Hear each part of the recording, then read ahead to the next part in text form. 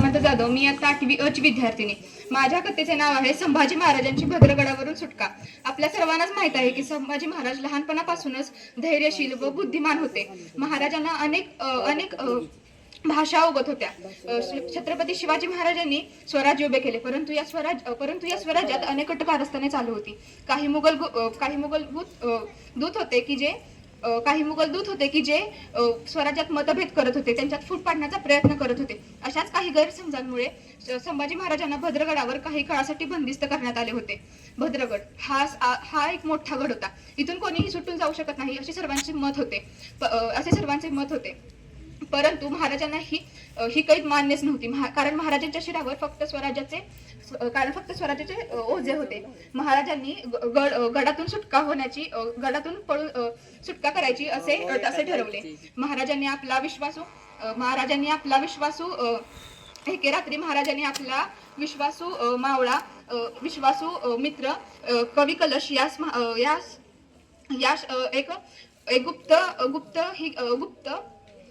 गुप्त योजना सांगितली की ज्यामध्ये रात्रीचा काळोख होता. सर्व पहारेकरी थकले होते, काहीतरी झोपीस गेले होते. महाराजांनी हीच योग्य वेळ समजली ही योजना आखण्याची. महाराजांनी कवी कलश याने सर्व मावळ्यांना खबर पोहोचवली महाराज सुटणार आहे, सर्वांनी सज्ज राहा.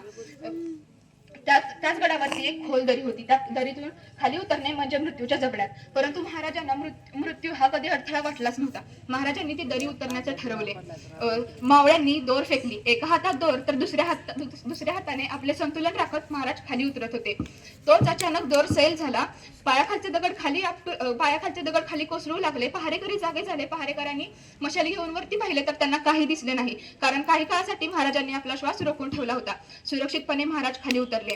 महाराज खाली उतरताच मावळ्यांनी मंद आवाजात जय भवानी जय शिवाजी असा घोष केला. महाराज घोड्यावरती बसले व तात्काळ पन्हाळगडाच्या दिशेने गेले. हा भद्रगड उतरणे ही एक शौर्याची व धैर्याची गोष्ट होती.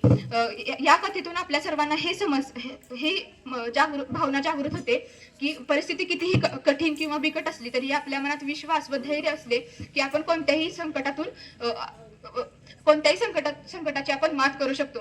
शेवटी एवढेच बोलेन की संभाजी महाराजांची भद्रगडावरून सुटका ही केवळ पळून जाण्याची घटना नव्हती, तर ही घटना होती स्वराज्याच्या ज्वलनेच्या नव्या पेटलेल्या एका ठिणगीची. धन्यवाद.